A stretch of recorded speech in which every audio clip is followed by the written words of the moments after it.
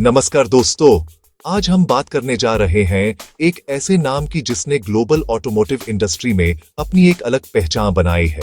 एक ऐसी कंपनी जिसका सफर एक सदी से भी ज्यादा पुराना है।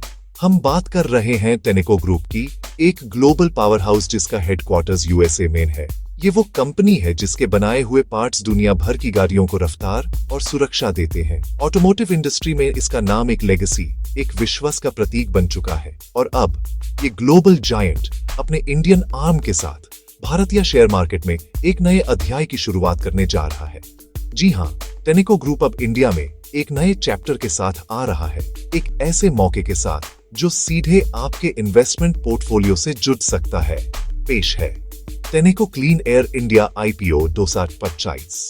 ये आईपीओ सिर्फ एक कंपनी के लिस्टिंग से कहीं बढ़कर है। ये एक मौका है उस कंपनी का हिस्सा बनने का जो भारत के मेक इन इंडिया सपने को और ऑटोमोबाइल सेक्टर के विकास को एक नई दिशा दे रही है। तो चलिए इस आईपीओ की सारी जरूरी डिटेल्स नोट कर लेते हैं। ये आईपीओ ओपन होगा 12 नवंबर से और इसमें अप्लाई करने की आखिरी तारीख होगी 14 नवंबर। शेयर्स की अलॉटमेंट फाइनल होने के बाद इसकी लिस्टिंग डेट रखी गई है 19 नवंबर 2025। सबसे जरूरी, इसका प्राइस बैंड। कंपनी ने इसका प्राइस बैंड रखा गया है 378 से 397 रुपए पर शेयर। रिटेल इन्वेस्टर्स के लिए एक लॉट में 37 शेयर्स होंगे और कट ऑफ प्राइस पर मिनिमम इन्वेस्टमेंट होगा 14,086 रुपए। इस आईपीओ का टोटल इश्यू साइज है 3,000 करोड़ रुपए। और यहाँ एक बहुत इंपॉर्टेंट डिटेल है, ये पूरा इशू ऑफर फॉर सेल है, यानी OFS। इसका मतलब है कि कंपनी इस आईपीओ के जरिए कोई नया पैसा नहीं जुटा रही है, बल्कि कंपनी के पुराने इन्वेस्टर्स यानी प्रमोटर्स अपना हिस्सा बेच रहे हैं। इससे कंपनी के पास कोई नया कैपिटल नहीं आएगा, बल्कि ओनरशिप पब्लिक के हाथों में ट्रांसफर होगी। अब कंपनी के ऑपरेशंस को समझते हैं। टेनेको क्लीन एयर इंडिया का मैन्युफैक्चरिंग फुटप्रिंट काफी इंप्रेसिव है। कंपनी के पास पूरे देश में 12 मैन्युफैक्चरिंग फैसिलिटीज हैं। ये फैसिलिटीज स्ट्रेटेजिकली 7 अलग अलग स्टेट्स और एक यूनियन टेरिटरी में स्थित हैं, जिससे कंपनी को पूरे देश के ऑटो हब्स तक अपनी पहुंच बनाने में मदद मिलती है। तो आखिर ये कंपनी बनाती क्या है? Tenneco clean air India 3 major segments में काम करती है। पहला और सबसे इंपॉर्टेंट है क्लीन एयर सिस्टम्स। इसमें एग्जॉस्ट सिस्टम्स, कैटालिटिक कन्वर्टर्स और एमिशन कंट्रोल कंपोनेंट्स आते हैं, जो गाड़ियों से निकालने वाले पोल्यूशन को कम करते हैं। दूसरा सेगमेंट है पावर ट्रेन, जिसमें इंजन के जरूरी पार्ट्स जैसे पिस्टन्स, रिंग्स और बेरिंग्स शामिल हैं। और तीसरा है एडवांस्ड सस्पेंशन सॉल्यूशंस, जैसे शॉक अब्जॉर्बर्स और स्ट्रट्स। इन तीनों प्रोडक्ट्स के बिना आज की मॉडर्न, सेफ और एफिशिएंट कार चल ही नहीं सकती। Company original equipment manufacturers OEMs यानी कार बनाने वाली कंपनीज और आफ्टर मार्केट दोनों को सप्लाई करती है। चलिए अब कंपनी के फाइनेंशियल परफॉर्मेंस पर एक गहरी नजर डालते हैं। फाइनेंशियल ईयर 2025 में कंपनी ने एक शानदार रेवेन्यू कमाया, जो था 840,904 मिलियन रुपए। ये नंबर कंपनी के स्ट्रॉन्ग मार्केट प्रेजेंस और रोबस्ट डिमांड को दर्शाता है। कंपनी की प्रॉफिटेबिलिटी भी काफी हेल्थी है। इसका EBITDA मार्जिन यानी earnings before interest, taxes, depreciation and amortisation 16.76% रहा।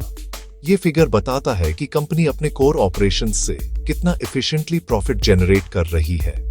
और नेट प्रॉफिट मार्जिन यानी सारे खर्चे निकालने के बाद बचा हुआ मुनाफा 11% के आसपास है, जो ऑटो एंसिलरी इंडस्ट्री के हिसाब से एक मजबूत आंकड़ा है। अब आते हैं दो सबसे इंपॉर्टेंट रिटर्न रेशियोज पर।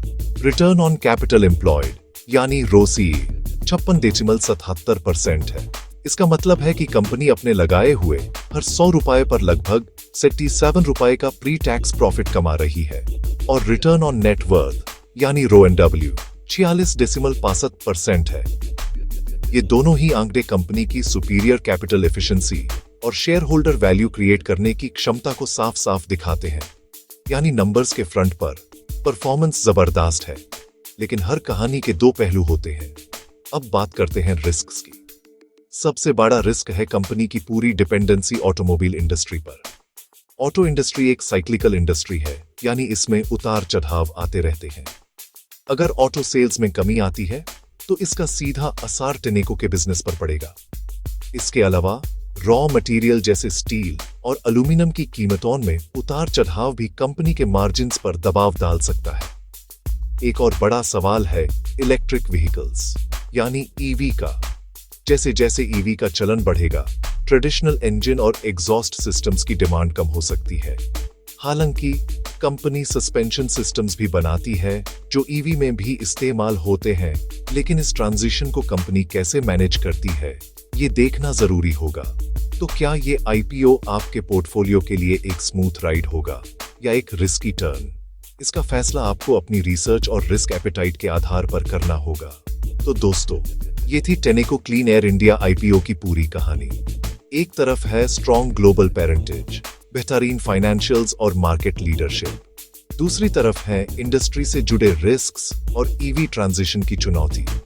मैं हूं आशीष और आप देख रहे हैं ट्रेडिफाई, जहां हर आईपीओ की कहानी होती है एक स्टोरी के अंदाज में। इस आईपीओ के बारे में आपकी क्या राय है, हमें कमेंट्स में जरूर बताएं। और ऐसे ही डिटेल्ड एनालिसिस के लिए चैनल को सब्सक्राइब करना ना भूलें।